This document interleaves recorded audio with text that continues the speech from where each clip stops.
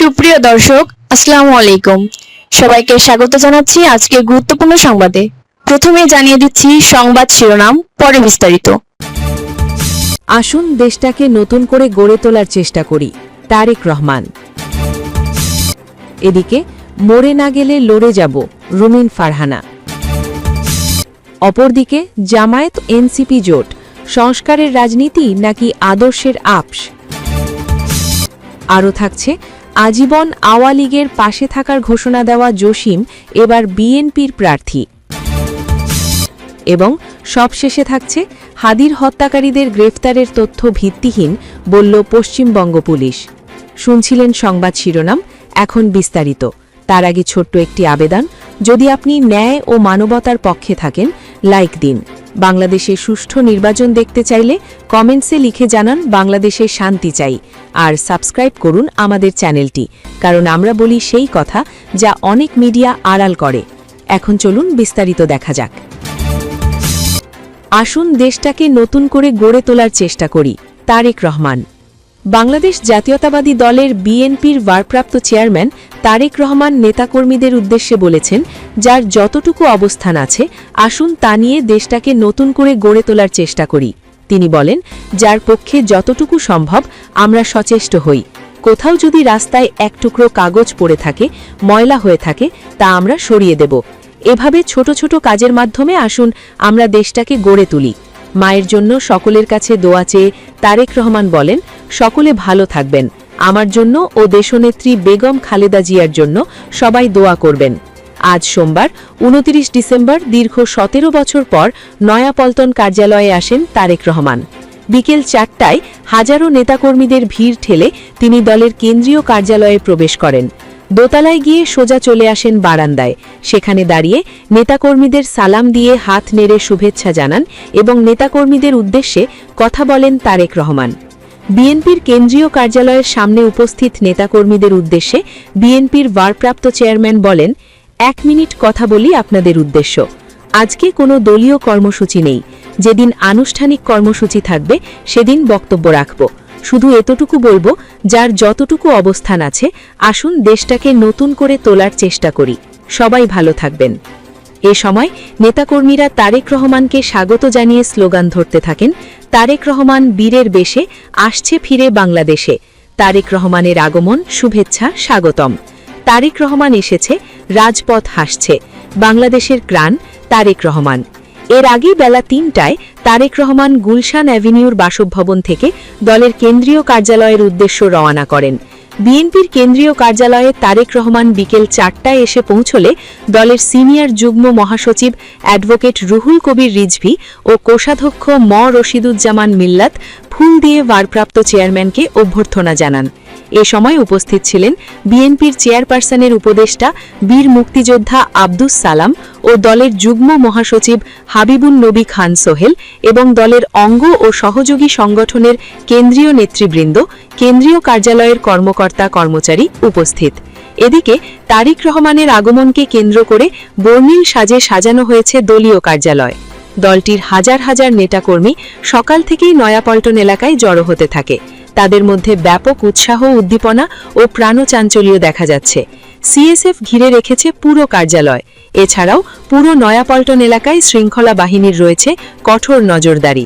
র্যাবের dog squad দিয়ে কেন্দ্রীয় কার্যালয় ও এর আশেপাশের এলাকা তল্লাশি চালানো হচ্ছে। দীর্ঘ প্রবাস জীবন কাটিয়ে দেশে ফেরার পর গতকাল ২৮ ডিসেম্বর প্রথমবারের মতো গুলশানে বিএনপির চেয়ারপারসনের রাজনৈতিক কার্যালয়ে বসে দাপ্তরিক কাজ সেরেছিলেন তারেক রহমান। এদিকে মরে না গেলে লড়ে যাব, রুমিন ফারহানা। ব্রাহ্মণবাড়িয়া ২, সরাইল, আশুগঞ্জ ও বিজয়নগর একাংশ আসনে বিএনপির সহ আন্তর্জাতিক বিষয়ক সম্পাদক ব্যারিস্টার রুমিন ফারহানা স্বতন্ত্র প্রার্থী হিসেবে মনোনয়নপত্র জমা দিয়েছেন।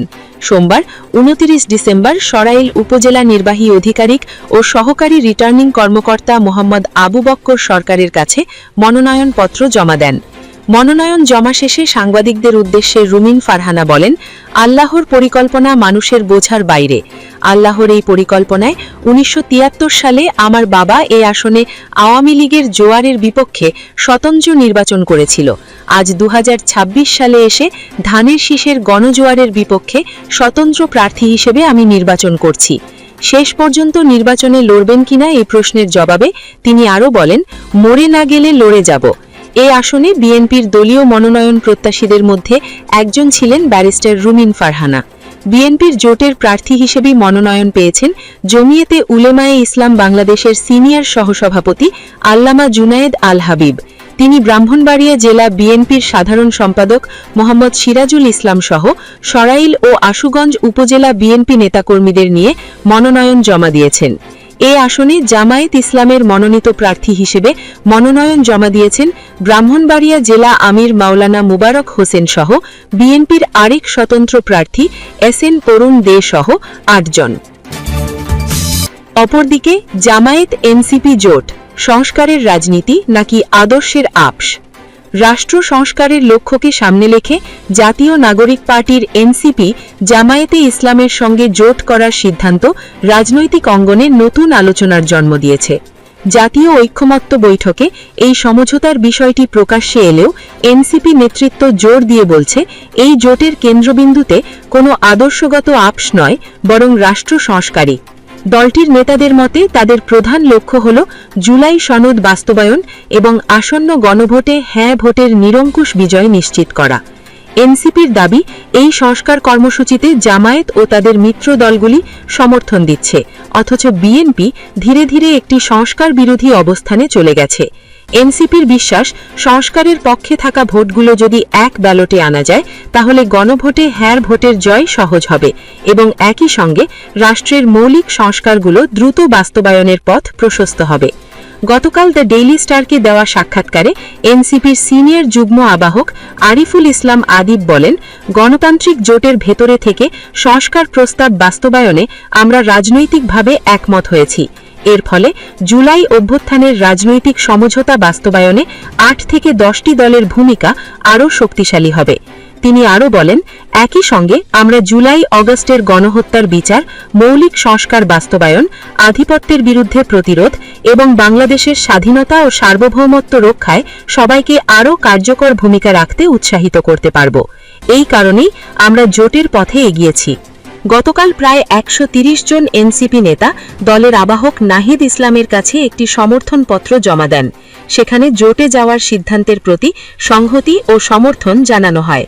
স্বাক্ষরকারীদের মধ্যে ছিলেন এনসিপির সিনিয়র যুগ্ম আবাহক আরিফুল ইসলাম আদিব, সারোয়ার তুষার, ডক্টর আতিক মুজাহিদ, জাভেদ রাসিন, সুলতান মোহাম্মদ জাকারিয়া ও এহতেশাম হক, যুগ্ম মুখ্য সংগঠক সাইফুল্লাহ হায়দার সহ আরও অনেকে।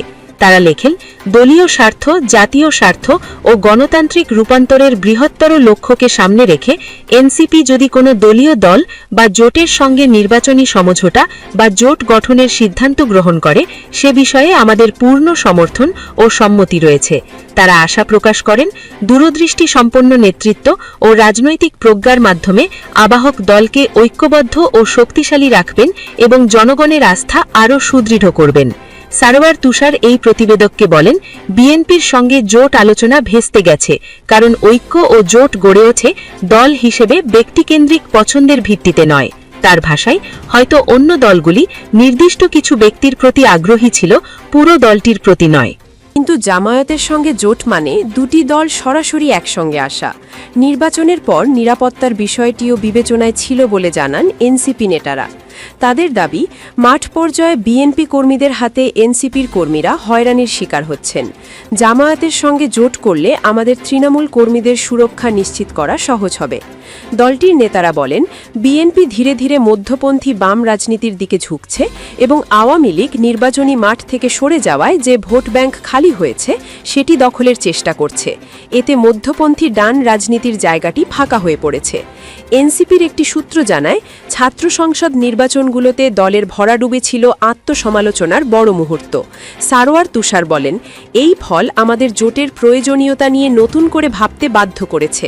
পূর্ববর্তী জোট প্রসঙ্গে আরিফুল ইসলাম আদিব বলেন, আমাদের আগের গণতান্ত্রিক সংস্কার জোট ছিল রাজনৈতিক জোট, কিন্তু জামায়াত ও অন্য 8টি দলের সঙ্গে যে জোট হচ্ছে সেটি একটি নির্বাচনী জোট। বর্তমানে জামায়াত নেতৃত্বাধীন জোটে এনসিপি 30টি আসন পাচ্ছে, তবে দলের ভেতরের আলোচনা অনুযায়ী এই সংখ্যা 40-এ উন্নীত করার চেষ্টা চলছে, যদিও এনসিপি 51টি আসন চেয়েছিল। এই সিদ্ধান্তে দলের ভেতরে একটি ছোট কিন্তু প্রভাবশালী অংশ বিচ্ছিন্ন হয়ে পড়েছে, যাদের মধ্যে সাবেক তথ্য উপদেষ্টা মাহফুজ আলমও আছেন। ফেসবুকে দেওয়া এক পোস্টে তিনি লেখেন, এনসিপিকে একটি বিগ জুলাই আমব্রেলা আকারে স্বতন্ত্র উপায়ে দাঁড় করানোর সব চেষ্টা ব্যর্থ হয়েছে। তিনি প্রশ্ন তোলেন, নূতন রাজনৈতিক অর্থনৈতিক বন্দোবস্ত, ফ্যাসিবাদের বিরুদ্ধে সাংস্কৃতিক লড়াই, সামাজিক ফ্যাসিবাদ মোকাবিলা, রিকনসিলিয়েশন, দায় দরদের সমাজ গঠনের নীতিগুলো আদৌ গ্রহণ করা হয়েছে কিনা। জোট সিদ্ধান্তের বিরোধিতা করে 5 জন নেতা পদত্যাগ বা নির্বাচন থেকে সরে দাঁড়ানোর ঘোষণা দেন। তারা হলেন সিনিয়র যুগ্ম সদস্য সচিব তাসনিম জারা, যুগ্ম সদস্য সচিব আরশাদুল হক, যুগ্ম আহ্বায়ক মুনিরা শর্মিন ও তাজনুভা জাবিন এবং যুগ্ম মুখ্য সমন্বয়ক নাভিদ নওরোজ শাহ। যারা পদত্যাগ করে স্বতন্ত্র প্রার্থী হিসেবে নির্বাচন করার ঘোষণা দেন। তাজনুভা দল ছাড়েন এবং নির্বাচন থেকেও সরে দাঁড়ান। মুনিরা দলে থাকলেও নির্বাচন থেকে সরে যান। এই অংশের নেতাদের মতে জামায়াতের সঙ্গে জোট এনসিপির জন্য দীর্ঘমেয়াদে রাজনৈতিক ক্ষতির কারণ হবে।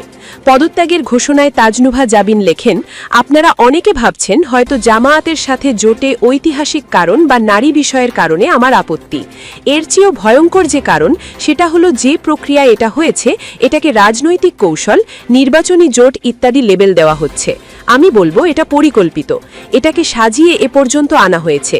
তিনি অভিযোগ করেন, বিকল্প পদগুলো ইচ্ছাকৃতভাবে বাদ দেওয়া হয়েছে এবং নেতাদের কৌশলে এই প্ল্যাটফর্মে এনে কার্যত জিম্মি করে রাখা হয়েছে। মনোনয়ন প্রক্রিয়াও সমালোচনার মুখে আনেন তিনি। তার ভাষায়, মাত্র কিছুদিন আগে সমারোহে সারা দেশ থেকে মনোনয়ন সংগ্রহের ডাক দিয়ে 125 জনকে মনোনয়ন দিয়ে 30 জনের জন্য সিট সমঝোতা করে বাকিদের নির্বাচন করতে দেওয়া হবে না। এখন আবার নেতাদের বলা হচ্ছে জামায়াত প্রার্থীদের পক্ষে প্রচার চালাতে, যা আগে কখনো আলোচনায় আসেনি বলেও দাবি করেন তিনি। মনিরা শারমিন তার ফেসবুক পোস্টে লেখেন, আমি এনসিপির স্বতন্ত্র শক্তিতে বিশ্বাসী।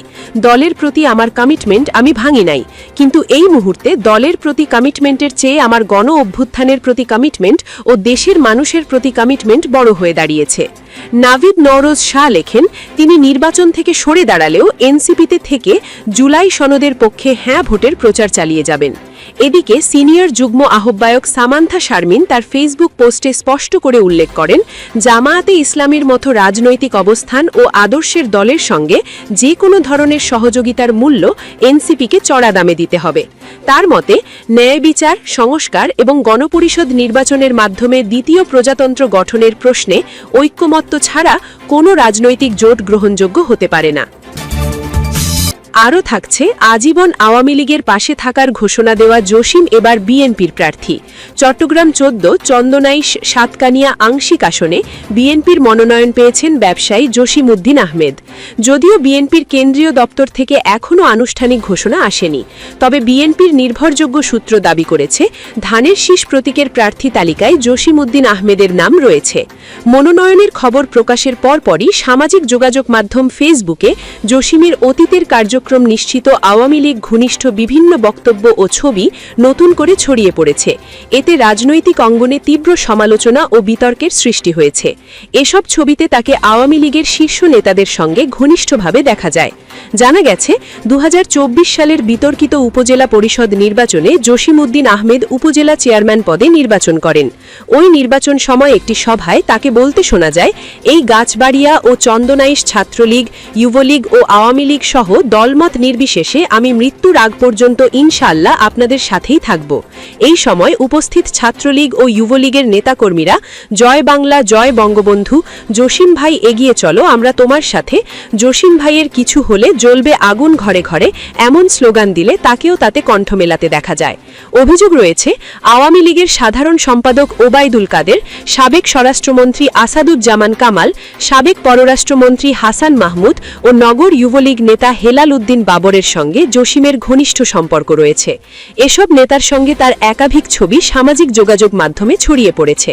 সূত্র মতে আওয়ামী লীগ ঘনিষ্ঠ এই ব্যবসায়ী জেসিকা গ্রুপ নামের একটি প্রতিষ্ঠানের চেয়ারম্যান। ক্ষমতাচ্যুত আওয়ামী লীগ নেতাদের আশ্রয়ে তার রাজনৈতিক ও অর্থনৈতিক প্রভাব বিস্তার পায় বলে অভিযোগ রয়েছে। এছাড়া ব্যবসায়ী জসিমউদ্দিন সাবেক 2 পুলিশ প্রধান বেনজির আহমেদ ও শহীদুল হকের ব্যবসায়িক অংশীদার ছিলেন বলেও জানা গেছে। এ বিষয়ে জসিমউদ্দিন আহমেদ বলেন, বিএনপির শীর্ষ নেতৃবৃন্দের সঙ্গেও আমার ছবি আছে। আমি মানুষের জন্য কাজ করতে চাই, আমি সকলের দোয়া চাই। তার আজীবন আওয়ামী লীগের পাশে থাকার বক্তব্যের বিষয়ে জানতে চাইলে তিনি কল কেটে দেন। এদিকে বিএনপির মনোনয়ন প্রত্যাশী শফিকুল ইসলাম রাহি সামাজিক যোগাযোগ মাধ্যমে লিখেছেন, মানি ইজ পাওয়ার। আরেকটি পোস্টে তিনি লিখেছেন, চট্টগ্রাম 14তে প্রথমে এক আওয়ামী লীগের নেতাকে জেলা সদস্য করা হলো, অন্যদিকে আজ আওয়ামী দোসরকে সংসদে যাওয়ার মনোনয়ন দেওয়া হলো। জনগণ কি এটা সহজে মেনে নিচ্ছে? আমাদের ভাবমূর্তি কোন দিকে যাচ্ছে ভেবে দেখার সময় কি আসেনি? জানতে চাইলে শফিকুল ইসলাম রাহি বলেন, বিএনপির ক্ষুদ্র কোনো কর্মী মনোনয়ন পেলেও আমি সন্তুষ্ট চিত্তে মেনে নিতাম। দলের পক্ষ থেকে একজন আওয়ামী দোসরকে মনোনয়ন দেওয়ায় আমি খুবই হতাশ হয়ে পড়েছি। জানা গেছে জসিমউদ্দিন আহমেদের বিরুদ্ধে একাধিক মামলা রয়েছে। চট্টগ্রামের আলোচিত হৃদয় তরুয়া হত্যা মামলা ও জুলাই যোদ্ধা এমদাদকে গুলির মামলায় সহ একাধিক মামলায় তিনি আসামি। গত বছরের 4 ডিসেম্বর রাজধানীর বাড্ডায় বৈষম্য বিরোধী ছাত্র আন্দোলনের সময় সংঘটিত এক হত্যাচেষ্ট মামলায় তাকে গ্রেফতার করা হয়। এর আগে 10 জুলাই পদ্মা ব্যাংকের ঋণ খেলাফি মামলায় জসিমউদ্দিন ও তার স্ত্রী তানজিনা সুলতানাকে গ্রেফতারির নির্দেশ দেন চট্টগ্রামের অর্থ ঋণ আদালত। আরও আগে গত 30 এপ্রিল একই মামলায় আদালত তাদেরকে 5 মাসের কারাদণ্ড দিয়ে গ্রেফতারি পরোয়ানা জারি করেন। এবং সবশেষে থাকছে হাদির হত্যাকারীদের গ্রেফতারির তথ্য ভিত্তিহীন বলল পশ্চিমবঙ্গ পুলিশ। ইনকিলাব মঞ্চের পক্ষাবক্তা শহীদ শেরিফ ওসমান হাদি হত্যায় সংশ্লিষ্ট কয়েকজনকে গ্রেফতারের তথ্যকে ভিত্তিহীন দাবি করেছে ভারতের পশ্চিমবঙ্গ পুলিশ। সোমবার সামাজিক যোগাযোগ মাধ্যম এক্সে দেওয়া এক পোস্টে তারা বিষয়টি গুজব দাবি করেছে। এক্সে দেওয়া পোস্টে পশ্চিমবঙ্গ পুলিশ বলেছে, আমরা সামাজিক যোগাযোগ মাধ্যমে কিছু পোস্ট লক্ষ্য করেছি যেখানে দাবি করা হয়েছে পশ্চিমবঙ্গ পুলিশের এসটিএফ স্পেশাল টাস্ক ফোর্স সাম্প্রতিক একটি ঘটনার সঙ্গে জড়িত অভিযোগে প্রতিবেশী দেশের কয়েকজন নাগরিককে আটক করেছে। এই খবর সম্পূর্ণ ভিত্তিহীন। দয়া করে গুজব ছড়ানো থেকে বিরত থাকুন। এদিকে বাংলাদেশে সামাজিক যোগাযোগ মাধ্যমে শরীফ ওসমান হাদি হত্যায় সংশ্লিষ্ট কয়েকজনকে পশ্চিমবঙ্গ পুলিশ গ্রেফতার করেছে বলে অনেকে পোস্ট করেন। এ নিয়ে দেশে গুঞ্জন চলছে। প্রসঙ্গত, ইনকিলাব মঞ্চের পক্ষাবক্তা শরীফ ওসমান হাদি হত্যায় জড়িত প্রধান সন্দেহভাজন মূল আসামি ফয়সাল করিম মাসুদ ও তার সহযোগী আলমগীর শেখকে ভারতে পালাতে সহযোগিতার অভিযোগে 2 ভারতীয় নাগরিককে গ্রেফতার করেছে মেঘালয় পুলিশ।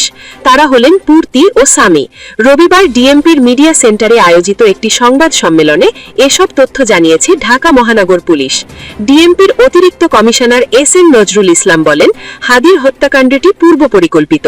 ঘটনার পর ফয়সাল ও আলমগীর ঢাকা থেকে সিএনজিতে করে আমিনবাজারে যান, সেখান থেকে গাড়িতে করে কালামপুরে যান, কালামপুর থেকে আরেকটি গাড়িতে করে ময়মনসিংহ সীমান্তে যান।